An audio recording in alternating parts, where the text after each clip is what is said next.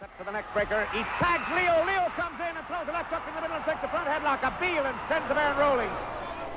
KTLA started broadcasting their television signal from a tower atop Mount Wilson in 1947. At that time, it was estimated there were as many as 600 television sets in Los Angeles County. And just 2 years later, there was an estimated 20,000 television sets receiving signals when KTTV went on the air with a live broadcast of the 1949 Rose Parade. Television was still so new that most people experienced it at the store, not in their living room. Not yet. I am speaking to all the people who are standing in front of television stores looking at this show through the window. Please do not lean against the glass.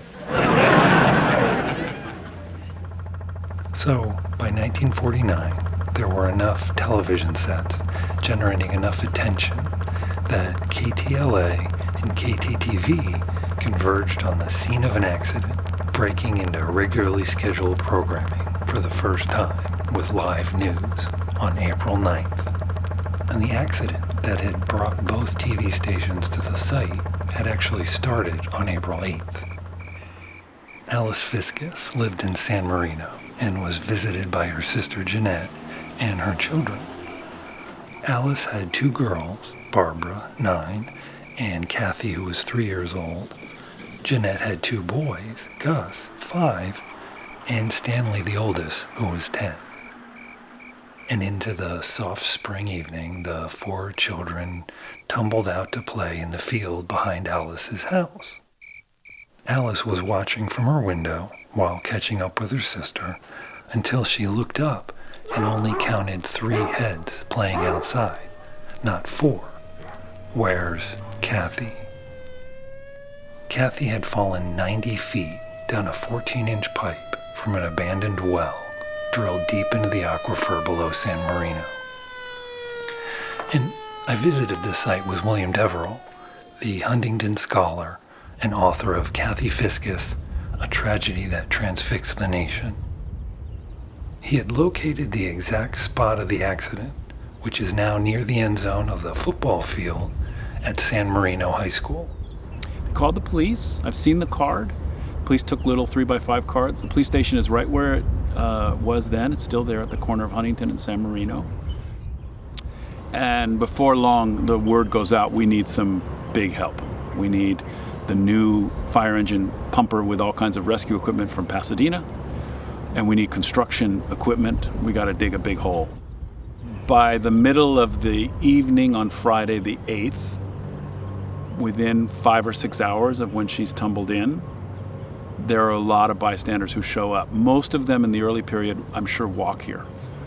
That number will swell over the course of the long weekend to as many as 10,000. There's a cadre of about a dozen or 15 men who are doing the heavy lifting of trying to get to her.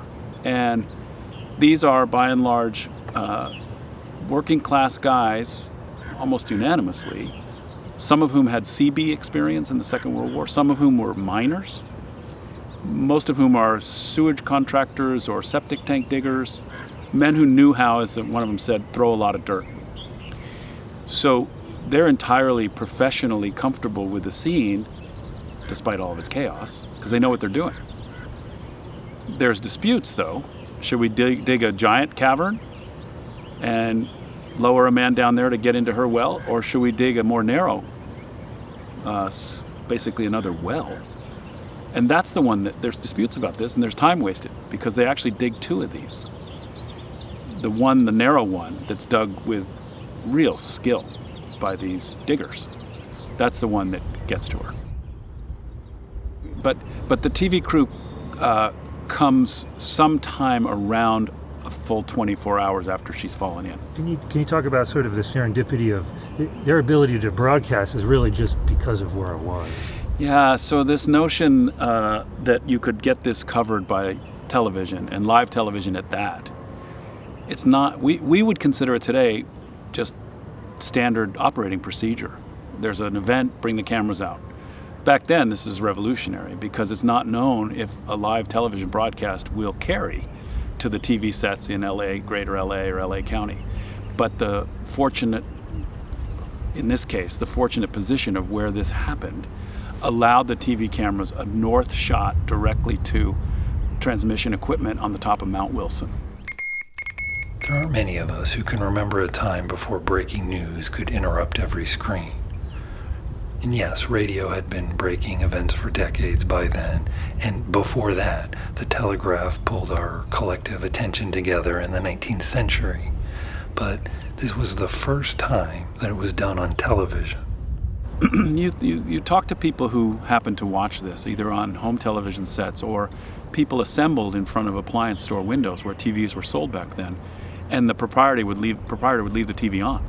So all through that 24 hours of coverage, people watched this, and I think they were spellbound.